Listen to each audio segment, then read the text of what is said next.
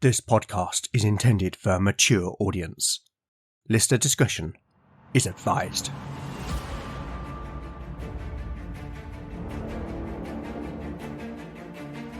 Welcome back to Legend of the Bones. Following in the footsteps of giants, Legend of the Bones is a chimera. A mix of old-school tabletop RPG and dark fantasy storytelling.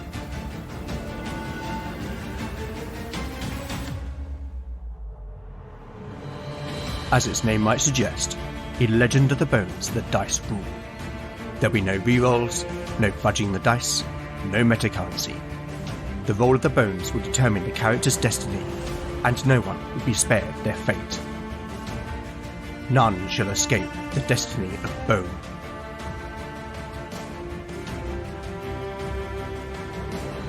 Last time on Legend of the Bones. Having descended into the underkeep of Kerodu, the companions located the gold disc which they sought on behalf of Wiglaf, the abbot of Innisgrin. But before they could escape with the treasure, Kier, Bjorn and Arn were magically lured by Nedra, the Serpent Queen, into her lair. There, in a many-pillared hall, the three men observed a strange circular room within a room. But before they could investigate further, Nedra appeared before them, along with 5 serpentine handmaidens. At that moment, Beric, Lena and Knut arrived behind them, shouting a warning to pull down their blindfolds. But it was too late. Nedra attempted to petrify Arn and then Bjorn with her malevolent gaze. Arn was able to resist, but Bjorn succumbed and was turned to stone before the Serpentines launched their attack. A bitter and bloody fight ensued, with most of the party blindfolded and fighting at a disadvantage. The situation looked grave. Nedra racked Beric's body with pain through her sorcery before throwing lightning at Lena, almost killing the cleric and leaving her unconscious. Then, when all hope seemed lost, Kier managed to maneuver himself behind Nedra and critically wounded the Serpent Queen, stabbing her through the back. But Nedra still lived, and turning to face her attacker, the Serpent Queen petrified the rogue before Beric was finally able to slay the foul creature. And so, with a final act of heroism, Kier saved his friends from certain death, but at the cost of his own life.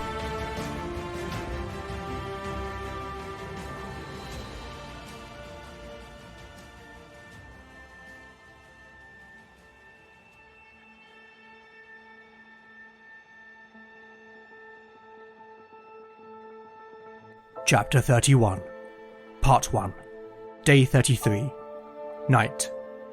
Party status: Beric, 16 out of 28 hit points. Lena, 0 out of 20 hit points. Valen, 13 out of 15 hit points. Talion, 14 out of 16 hit points. Knut, 3 out of 20 hit points. Arn, 8 out of 12 hit points. Spells available: Valen has memorized Soothe. Talion has memorized Poetic Prose. Valen paced back and forth across the mead hall of Kerodu, anxious nausea biting in the pit of his stomach. Not long after his friends had descended into the lower level of the fortress, the familiar sounds of battle filtered up from the pit in the centre of the hall. He and Talion had listened over the hollow, where a soft light source near the base of the shaft gently illuminated a writhing mass of vipers. But for several minutes now, there had been nothing but silence. The wait was agonizing. Then there was the sound of footsteps on the stairway behind the profane idol. Talion, who had been sitting with Jenna, hurriedly got to his feet and, joining Valen, knocked an arrow to his bow. The two men stared on with bated breath, hoping for the best, but fearing the worst. Then Beric appeared from behind the idol, followed immediately by a limping Knut, who was supported by Arn. Their armour was torn, and they were bleeding from many wounds. But Valen's eyes were on Beric, for in his arms the big man carried the limp form of Lena. "No," Valen cried, rushing forward. "She lives," Beric reassured him. "But her wounds are grievous," he added, setting the cleric gently down on the flagstones, before retrieving his rolled-up cloak and placing it beneath her head. Valen knelt beside her, and seeing Lena up close, his heart sank. The visible skin of her face, arms and hands was covered in burns and blisters that formed a strange fractal pattern, like the fronds of a newly shooting fern. He stroked Lena's hair, then looked up at Beric as if seeking an answer, but in truth, he already knew. "Nadra," the big man said in answer. "She threw lightning at her." "She was a sorceress?" the mage asked, despite already knowing. Beric simply nodded in response. Vaylin gazed beyond the big man, to where Talion was helping Arn to support Knut, who was clearly badly injured and in considerable pain. "Where is Kier? And Bjorn?" he asked, looking back at the warrior. Tears ran down Beric's blood-splattered face. "Dead. They're both dead." He was suddenly overcome with grief, his huge shoulders shaking as he fought to suppress the sobs. Vaylin stood and put his arms around Beric and held the warrior. After a minute, he released his embrace and held the big man by the shoulders. "Their deaths will not be in vain.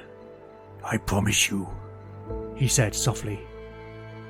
Beric cuffed away the tears and nodded. The mage returned his attention to Lena, gathering her up and carrying her into the suite of chambers that had been used by the Acolyte leader. Vaylin set the cleric down upon the cot and unburdened her from her armour. It was clear that the burns covered her entire body, flaring across her skin like a strange mystical tattoo. He poured some water into a basin on a nearby table and set about binding wet bandages around her body. When he was done, he simply sat with her, holding her hand in his own. He remembered her kiss, and with every ounce of his being, he willed her to live. To his surprise, he began to feel an energy between them, flowing from his hand into hers. Lena's breathing became less shallow, and her eyes fluttered slowly open. "Lena." A weak smile played across her lips. "This is becoming a habit," she said hoarsely, then grimaced, groaning in pain. "Hush now. You must rest." The mage placed his hand upon Lena's forehead. "Goff with him, Ikiar Drake." Lena's eyes closed once more as Vaylin soothed her passage to sleep.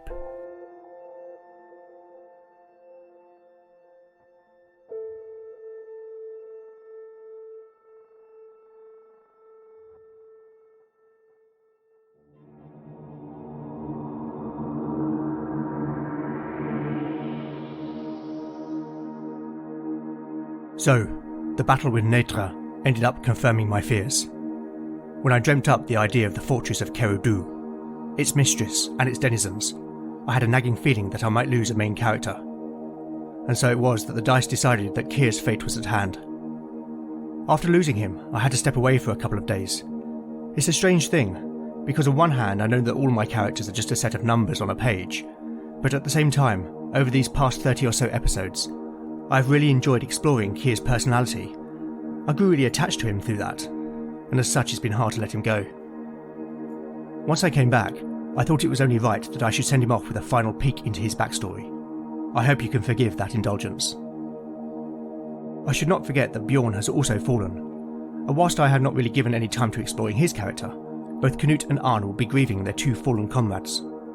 But now it's time to move on, because our companions still have many trials ahead of them. I have previously stated that NPCs level up in exactly the same way as player characters, although I confess that I am finding the distinction between the two becoming increasingly blurred. The tracking for an NPC level up begins from the episode at which the character is introduced, and that means that both Knut and Talion have reached level 4. I don't yet know how long these two men will stay with the party, but given their current involvement, let's see what benefits they gain.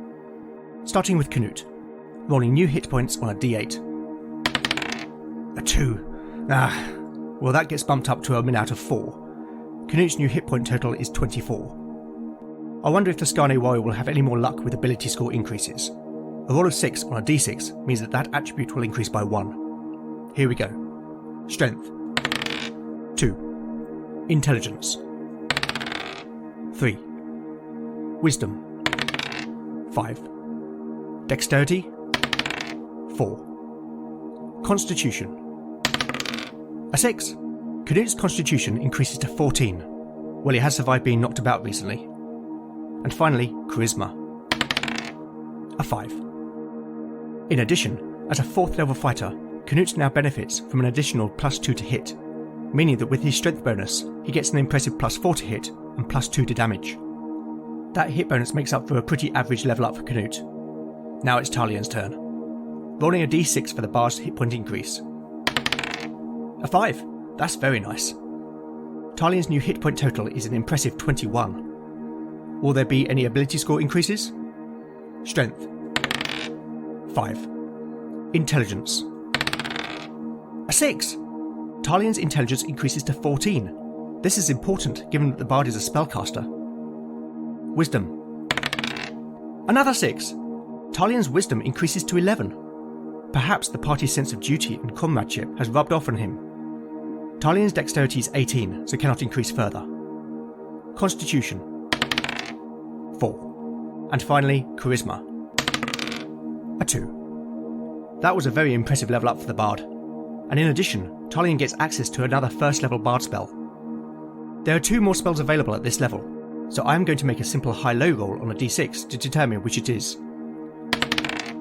A 4. So Talia's new spell is Pitch. When cast, the bard creates a pitch so high that any creature that can hear within hearing range is unable to act due to the extreme discomfort the sound causes. Any affected creature with acute hearing also suffers 1 point of damage. The spell has a range of 20 feet and lasts for 1 round. The bard themselves are not affected.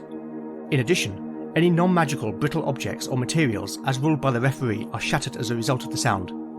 Affected materials include, but are not limited to, glass, pottery, eggshells, ice, and crystals. You can find a full description of the spell at legendofthebones.blogspot.com. With it being night, Lena and Canute are badly injured, so the party have little choice but to spend the night in Kerudu. As we have just heard, Valen received prescience of his new spell, Revive, which he gained from his last level up back in episode 27, but until now has not been able to commit it to memory. The mages also cast Soothe on Lena. I made his casting roll off mic, which was a success, sending the cleric into a deep, restorative sleep, and awaking she'll be restored 5 hit points. In the morning, all injured party members are restored by 1 hit point. When Lena awakes, she prays for Canute to be healed. The cleric needs a 17 or less for her prayer to be answered. A 6. Canute is healed for 6 hit points. The cleric then prays again for another miracle to heal Canute. With a 13, the Skarne warrior is healed for 4 hit points. Right, let's get back to the story.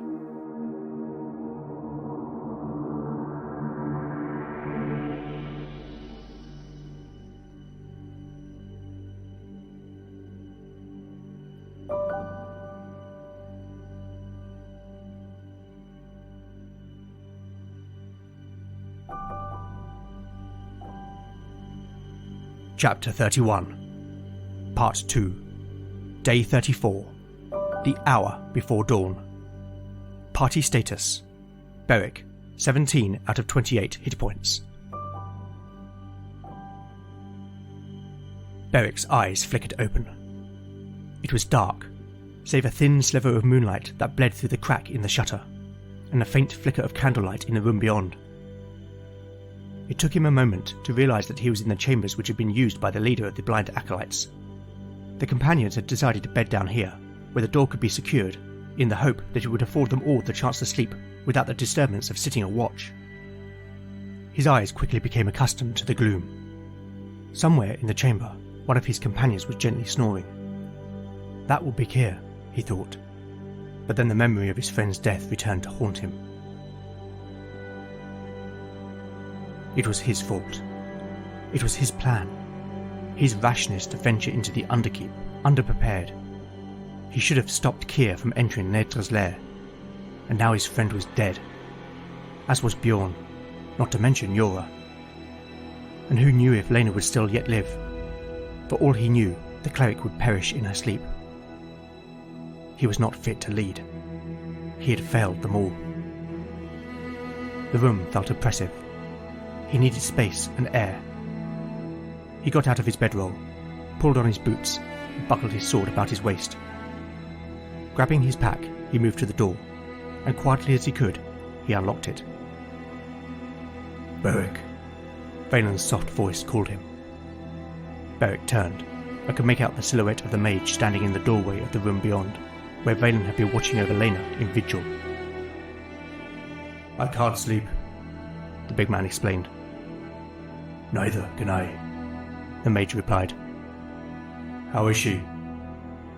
She will live, though I fear she will forever bear the scars. The mage's voice was thick. I will keep watch.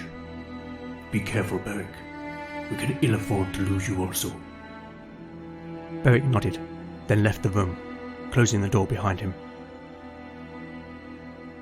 The mead hall was bathed in pale moonlight that filtered through the many holes in the roof above. He turned towards the idol and noticed a soft white glow emanating from the entrance to the northeast tower.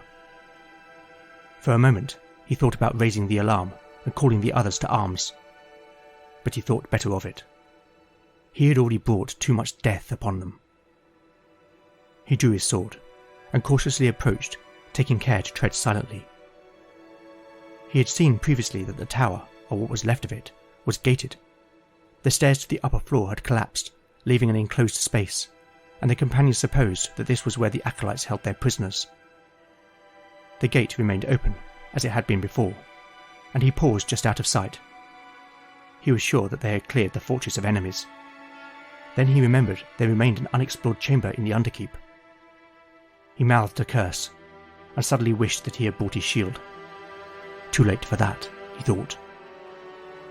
Taking a deep breath, he quickly stepped around into the chamber. Huddled in the corner, silently crying, was a young woman. At least it looked like a young woman. Her body was translucent white, and the source of the ethereal illumination. She was dressed in nothing but undergarments, and all over her body she was covered in a multitude of small weeping puncture wounds. Beric instinctively took a step back from the apparition, and as he did so, the woman looked up.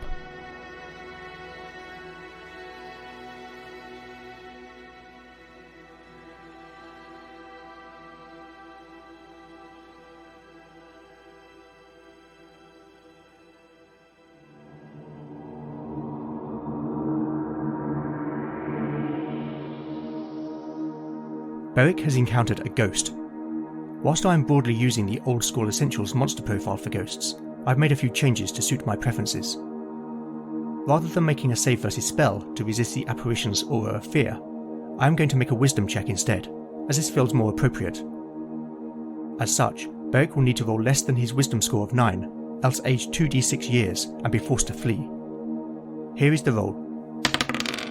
A 3. Now I'm going to make a reaction roll to see how this encounter will go. A 9. That's a possibly friendly reaction, but it does require a second roll. Alright then.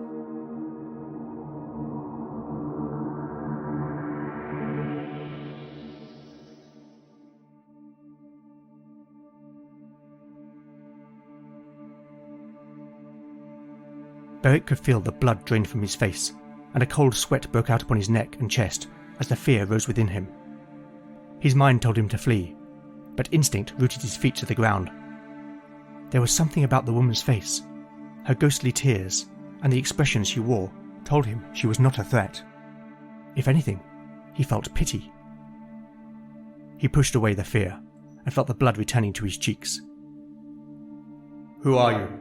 He asked in futility, not knowing whether the apparition was able to respond. The woman stared at him.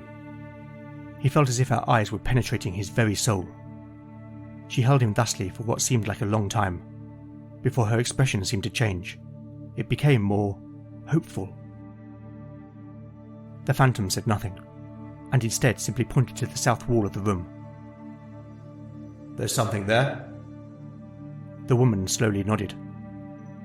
Beric moved to where the ghostly woman indicated, and could immediately see that a small stone was protruding slightly from the wall. He pulled at it, which came easily free in his hand, and noticed something scratched on the back. A name. Cirque. In the cavity beyond, there was something wrapped in a piece of cloth. He took it out and removed the cloth to reveal a bronze pin brooch. It was not an object of high worth, though clearly well made, and decorated with interlacing knotwork. Beric looked back at the woman. Was this yours? The apparition slowly nodded again. Are you Cirque? This time she shook her head. A friend then? Or a relative maybe? This elicited another nod. Beric considered this for a moment. He held out the brooch.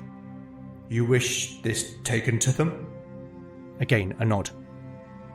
Beric turned the brooch over in his hand and found himself saying, It will be done.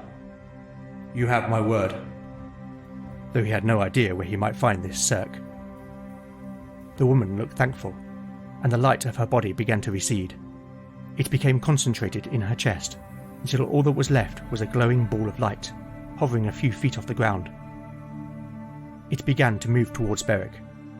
The warrior stepped back out of the room as it moved past him towards the stairs leading down into the underkeep.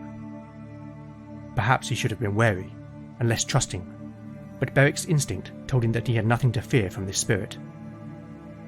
He followed after, making his way down the stairs, now illuminated by the pale white light. It was strange to see this place through his own eyes, but as he descended, his thoughts turned to the battle just a few hours earlier. The ghostly light continued on, through the vestry and into the shrine where the gold disc still hung on the wall above the grim altar. Beric half expected the light to lead him back into Nadra's lair, and a brief thought entered his mind that it might be a trap. But instead, the apparition proceeded straight ahead, towards the unexplored eastern chamber. The warrior hesitated for a moment, then gripping his sword tightly, he walked on, finding himself in a small crypt. A dozen or so shrouded remains lay in alcoves cut into the wall. Almost all of the burial shrouds were torn and rotted, revealing yellowed bones beneath. The memory of Vortigern's tomb flooded back into Beric's mind, not least because it had been Keir who had saved them that day also. He breathed a sigh of relief, for here the dead were content to remain so. In the centre of the room was a stone sarcophagus, above which the ball of light now hovered. Beric approached, and saw the surface of the lid inscribed with words in an unfamiliar language. He looked at the light, and in return it pulsed. Very well, he said, and sheathing his sword, he pushed the lid aside. The sarcophagus was occupied by a skeleton, that of a man by the size of it. Whatever clothes the man had worn had long since rotted, leaving behind just the smallest fragments. If it was not obvious from the sarcophagus, the gold talk about its neck and the many rings upon its arms was evidence that these were the remains of a man of high status. But also, in its hands, it gripped a magnificent sword which lay upon its chest. The sword was unravished by rust or time, and along its gleaming blade were strange mystic runes. Beric looked up into the light, and an ethereal voice reverberated around the room. Keep thy word, Beric Highness. There was a flicker, and the room went black.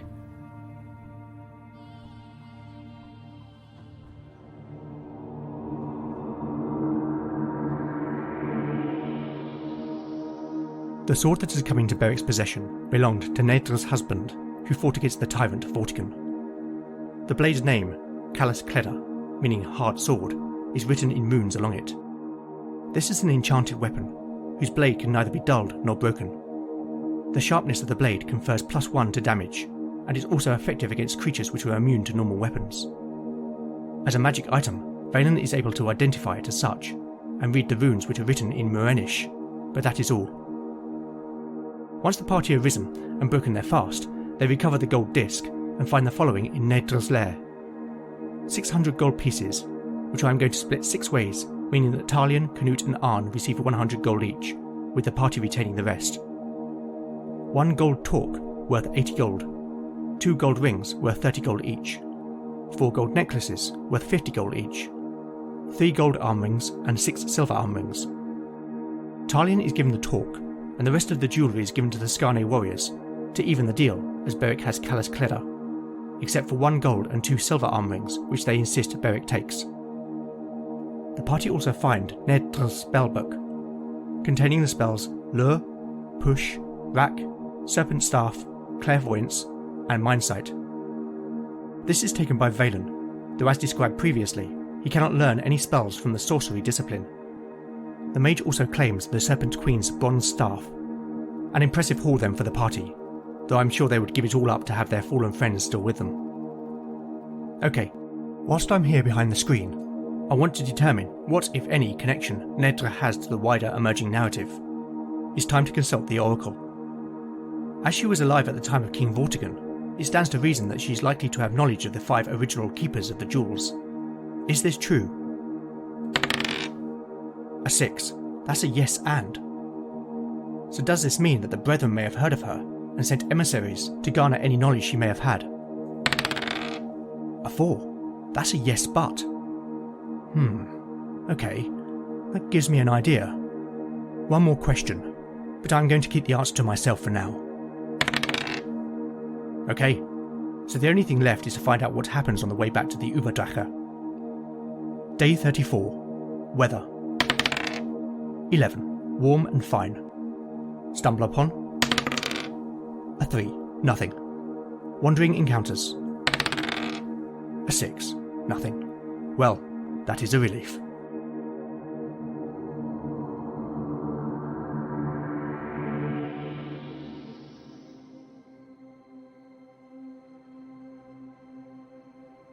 Chapter 31. Part 3. Day 34. Morning. Party status. Beric, 17 out of 28 hit points. Lena, 6 out of 20 hit points. Valen, 14 out of 15 hit points. Talion, 15 out of 21 hit points. Knut, 14 out of 24 hit points. Arn, 9 out of 12 hit points. Spells available. Valen has memorized Push, Shield, Soothe, and Revive. Talion has memorized Poetic Prose, Pitch, and Resolve. Lena can pray for 1 second-level miracle. She did not recognize the person staring back at her. It was her face, that she knew, but spreading up from her neck and onto her cheeks and temples were pink, fern-like scars. Lena had never considered herself pretty, let alone beautiful, but now all she saw was ugliness staring back at her. And whilst she had not thought herself vain, part of her felt crushed. Her sister Lilia had ever been the pretty one. She had always had the young men of Godsport courting her, and she had revelled in it. Not that Lena had cared. After all, she had her faith. She recognised now that she was not immune to vanity. Merrin had awoken that in her with his attention. And now, with how she felt about Valen, a man whom, despite his personal demons and the teachings of the Church, she had fallen in love with, she deeply desired that he found her beautiful. Lena suddenly felt ashamed. Here she was, despairing about her appearance, when Kier was dead. Had she learnt nothing? She had visited his statue earlier, and given the blessing of Naya for the young rogue's soul. It struck her at that moment.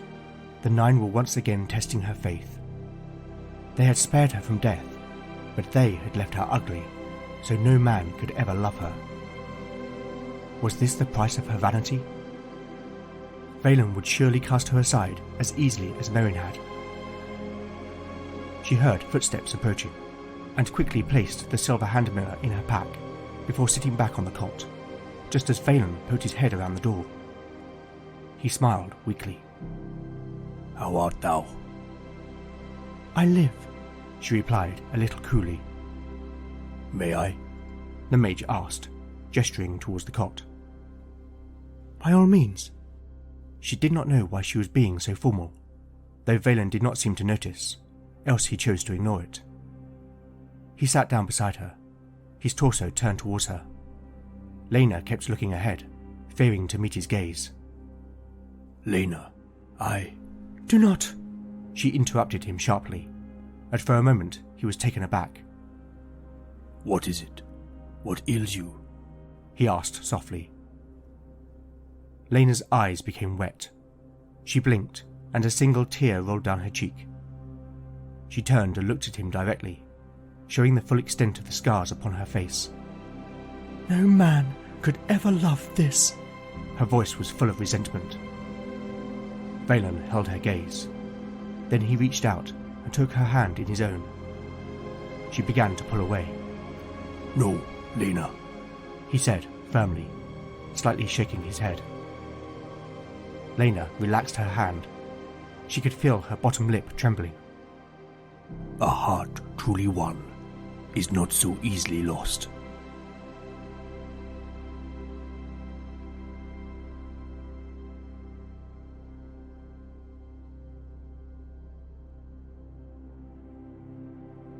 After recovering the spoils of battle, the companions pulled down the idol of the Serpent Queen, shattering the effigy into many pieces, and built a large pyre in the centre of the mead hall. They placed upon it the bodies of their enemies, along with anything that would burn, before dousing it in oil. The companions watched from the courtyard as the flames of the pyre burned fiercely, and it was not long before the whole fortress was ablaze, billowing plumes of black smoke into the sky. Then, placing Yora's body on a makeshift stretcher, they left that cruel place to burn, and made their way back across the Thelmore. And whilst they had achieved what they had come to do, their victory was all too hollow.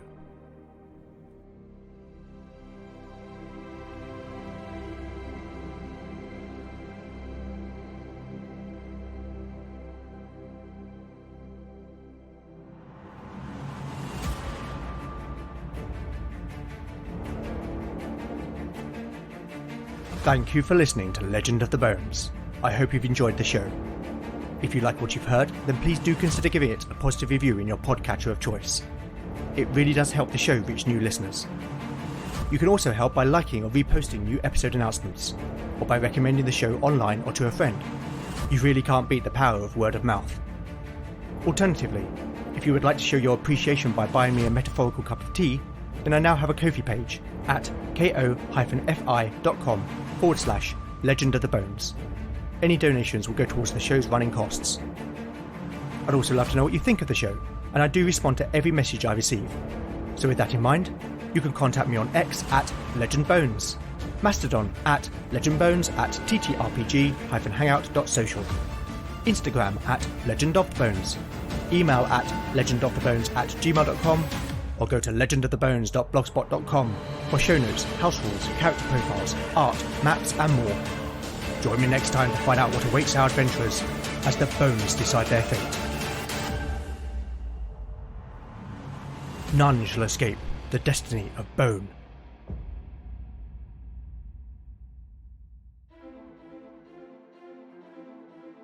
Every hero strikes out on their adventure for a different reason. To prove myself worthy of my mother's praise. To write my own story and discover who I really am. To prove to my family that I am more than they believe me to be. To revive the god that has chosen me. But when the fragile balance of the world is in jeopardy, and sinister forces move in the darkness, heroes will be tested, pushed to their limits and beyond. And it will be left to them to determine if they are up to the task. There is a darkness rising. Will they be able to overcome the challenges and meet this evil head-on? For my god. For my story. For my freedom. For the world. To restore the balance. Modified Role Season 2, The Chronicles of Erin, a D&D 5e actual play podcast. New season, new characters, new story. Find us on all the usual podcasting apps or at modifiedrole.com.